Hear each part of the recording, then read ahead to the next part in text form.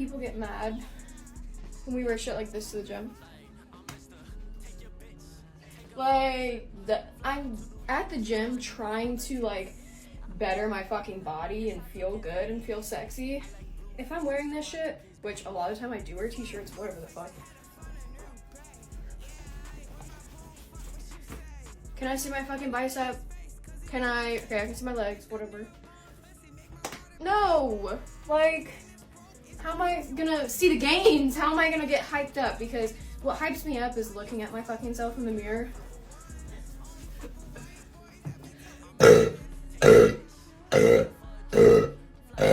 Like, get over yourself. It's for us. It's not for you.